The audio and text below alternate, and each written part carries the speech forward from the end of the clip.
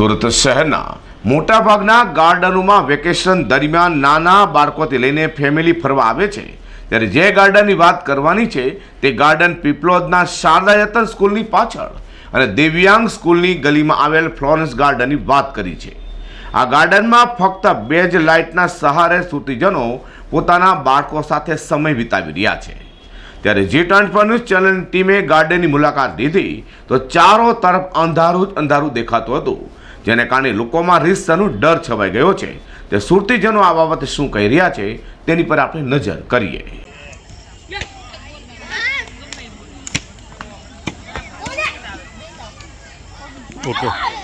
નમસ્કાર દર્શક મિત્રો, સુરત શહેરના અમુક જ ગાર્ડન બચ્યા છે। જે ગાર્ડન બચ્યા છે તે એવા છે કે જ્યાં લીલોતરી તો છે પરંતુ લાઇટ નથી। અત્યારે આપણે વાત કરી રહ્યા છે સુરત શહેરના પીપલોદના શારદા યતન સ્કૂલની પાછળ દિવ્યાંગ સ્કૂલની આગળ આવેલા ફ્લોરન્સ ગાર્ડનમાં આપ જોઈ રહ્યા છો ફક્ત બે જ લાઇટ છે। બે લાઇટના સહારે અત્યારે અહીંયા ફેમિલી લોકો અંધારામાં બેઠા છે। આવું જ્યાં મુખ્ય અંધારું છે એ આપણે તમને દેખાડું કે ત્યાં કેવી પરિસ્થિતિ છે, ત્યાં શું ન થઈ જાય તે અત્યારે આપ જુઓ। સામેની તરફ જુઓ મિત્રો, કાળું હમર અત્યારે તમને દેખાઈ રહ્યા છે। આ રસ્તો ફ્લોરન્સ ગાર્ડન સુરત મહાનગરપાલિકાના ખાઈ બેઠેલા જાડી ચામડી ધરાવતા અધિકારીઓ શું કરી રહ્યા છે તે જ ખબર નથી પડતી। આવો આપણે આગળ વધીએ મિત્રો। જે અહીંયા ટોયલેટની વ્યવસ્થા છે બાથરૂમની એ કેવી છે, અહીંયા પણ ચારો તરફ અંધારું છે। લેડીઝ લોકોને બાથરૂમ જવું હોય તો ક્યાં જવું? બાથરૂમ છે પરંતુ અંધારું છે। આ સામેની તરફ એક મોબાઈલ ટોર્ચના સહારે એક વ્યક્તિ છે, આપણે તેમને મળીએ।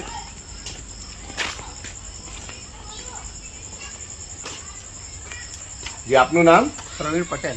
પ્રવીણભાઈ, અત્યારે આ તમે અંધારાની અંદર બાથરૂમ ગયા છો, હા, કેવો ડર લાગે છે તમને? બહુ ડર લાગે છે। પહેલા તો બાથરૂમ ક્યાં જવું ને ખબર નહીં, લેડીઝ અને જેન્ટ્સ પણ તમે જુઓ તો અંધારું કેટલું છે। હા, એક માણસ પણ દેખાતું નથી અને લાઇટ બાઇટ પણ અને પાણી પણ નથી, પાણીના નળ પણ નથી, બધા નળ તૂટેલા છે। લેડીઝમાં પણ તમે જોશો મિત્રો, આ છે ફ્લોરન્સ ગાર્ડનની અંદરનું બાથરૂમ એટલે કે ટોયલેટ। ચારો તરફ અંધારું છે, નાના બાળકોથી લઈને મોટેરા સુધીના લોકો આવે છે, પરંતુ અંધારામાં ક્યાં જાય શું થાય એની ચિંતામાં લોકો આગળ નથી વધતા અને બહાર જઈને એ લોકોને નાના બાળકોને બાથરૂમ કરાવે છે। અહીંયા નાના બાળકો પણ છે પરંતુ અંધારાને લીધે તેઓ ડરી રહ્યા છે। આ ફ્લોરન્સ ગાર્ડનની અંદર નાના બાળકો પણ આવ્યા છે બાથરૂમ જવા માટે। શું કરશે તેવો ડરના વળી આવો આપણે જે આપનું નામ? વાહ, તારું નામ પણ ફ્લોરા છે, સરસ ફ્લોરા। અત્યારે અહીંયા ગાર્ડનમાં તમે આવ્યા છો અને તમે ટોયલેટ માટે આવ્યા, બાથરૂમ માટે, તમને ડર લાગે છે? અચ્છા, તમને તમારું નામ? હા, તમે શું કહેવા માંગો છો? આ બાથરૂમમાં ચારો તરફ અંધારું છે, બહુ ડર લાગે છે તો લાઇટ જરૂરી છે। અન્ય લેડીઝો પણ અહીંયા ઉપસ્થિત છે, તે લોકો પણ અંધારામાં કે શું કરવું એમ આપણે મળીએ। આપણે આપનું નામ? દિવ્યા। ક્યાં રહેવાનું?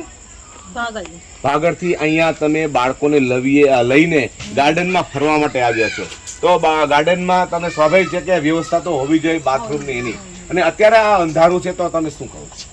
અમને આવતા તો બીક લાગી પણ હવે એમ થાય હવે જવું પડે એવું તો હતું જ, પણ લાઇટ ની ખરેખર અહીંયા પણ બહુ જ અંધારું છે, લાઇટની સગવડ હોવી જ જોઈએ। મિત્રો, આના માટે જવાબદાર કોણ? આ લેડીઝો અહીંયા મહિલા લોકો અંધારામાં બાથરૂમ માટે પોતાને જવાબદાર માટે જે તંત્ર છે એના માટે ખરેખર જવાબદારી શું છે? લેડીઝ લોકોને બાથરૂમ જવું હોય તો ચારો તરફ અંધારું દેખાય છે, પોતાના હસબન્ડ હોય તો એની સાથે પણ આવે, પરંતુ એકલા હોય તો શું થાય? ખરેખર સુરત મહાનગરપાલિકાના બાગાયતી ખાતા પાસે આ શું જવાબ છે ખરો? મારું નામ રીના પ્રકાશવાળા। તમે અત્યારે ફ્લોરલ ગાર્ડનમાં આવ્યા છો, શું છે આ ગાર્ડનમાં? ગાર્ડન બહુ સરસ છે, બધી જ જગ્યા બધી સુવિધા છે, પણ ગાર્ડનમાં અંધારું છે। यहाँ तक कि જે વોશરૂમ છે ત્યાં તો બિલકુલ લાઇટ નથી, કોઈ બી જાય તો પડી જાય। અહીંયા આ બાજુ અમે ગયા તો પગથિયા છે ત્યાં પણ લાઇટ નથી, કોઈ અમારા જવું તો દેખાય પણ કોઈ જો બુઝુર્ગ હોય તો એ તરત પડવાની બીક લાગે। તો મારું કહેવું એટલું છે કે લોકો આવે છે તો અંધારું જોઈને જતા રહે છે, તો બસ એટલી અપીલ છે કે તમે લાઇટ નાખો જેથી કરીને આ ગાર્ડનમાં બધા દરેક વસ્તુની વ્યવસ્થિત વધે। હા જી, આપનું નામ? મારું નામ ભાવિકા મકવાણા છે. હા. અહીંયા ગેટ પાસે જ લાઇટ નથી, એન્ટ્રીમાં જ લાઇટ નથી. જે આપનું નામ? મારું નામ સાધના. સાધના, ફ્લોરલ ગાર્ડનમાં આવ્યા છે, શું અનુભવ કર્યો તમે? અમે નાના નાના છોકરાઓને લઈને આવ્યા છે, પણ અહીંયા ઘણું અંધારું છે. તો લાઇટ મૂકે તો વધારે સારું ને છોકરાઓ સારી રીતે રમી શકે. ઓકે, હાજી આપનું નામ? હા, મારું નામ ગીતાબેન પટેલ છે. હા ગીતાબેન. હા, અમે વડીલો સાથે આવ્યા છીએ. અહીંયા કંઈ લાઇટની સગવડ નથી, માટે અહીંયા જો લાઇટની સગવડ તમે મૂકશો તો વધારે સારું રહેશે. બધા વડીલો પણ આવી શકશે અહીંયા. એટલે અમારે એવું છે કે ભાઈ તમે, અમારી માંગણી એ છે કે તમે આ ફ્લોરમાં લાઇટની સગવડ કરો. જે આપનું નામ? ફેનિલ રોય, ક્યાં રહેવાનું? સરથાણા જગતનગર. સરથાણા જકાત નાકાથી 12 થી 14 કિલોમીટર કાપીને તમે અત્યારે શારદા યતન સ્કૂલ પીપલોદની પાછળ ગાર્ડનમાં આવ્યો, શું અનુભવ થયો? અહીંયા આવ્યા ને તો ખૂબ આમ અંધારું છે. આમ પહેલાં આમ સાંભળ્યું હતું કે ફ્લોરલ ગાર્ડન સારું છે, પણ અહીંયા જોઈએ તો કંઈ એવું અંધારું ને એવું કાંઈ પેલું છે ને, એટલે કાંઈ આમ મજા નથી આવતી. દેખાતું નથી શું છે દેખાતું ને? નથી. હા, છે શું, અમે 14 કિલોમીટર લાંબા થઈને અહીંયા ઠેઠ આવ્યા, તો અહીંયા તો હાવ આમ જોવો તો તમે જોવો ને બધું અંધાર પર છે. તો આપણે મ્યુનિસિપાલિટી શું કરી રહી છે કાંઈ ખબર નથી પડતી. મિત્રો, ઉમરા સ્મશાનની બેક સાઈડમાં શારદા યતન સ્કૂલની પાછળ અને દિવ્યાંગ સ્કૂલની આગળ જે આ ગાર્ડન આવ્યું છે એ જાણે પ્રેમી પ્રેમલાઓનું ગાર્ડન હોય તે રીતે ચારો તરફ અંધકાર છે. ફેમિલી બેસે છે તો ફક્ત અંધારાની લાઇટમાં બેસે છે. આના માટે સુરત મહાનગરપાલિકાના તંત્રને ખાસ કરીને બાગાયતી ખાતાને ખાસ કરવું જરૂરી છે અને જલ્દીથી લાઇટ કરવી જરૂરી છે, તો જ લોકો ગાર્ડનમાં આવશે. જે ટનપાની ચેનલ માટે હું પ્રકાશવાળા કેમેરાનો વિજય મકવાણા સાથે ફ્લોરેન્સ ગાર્ડન, સુરત.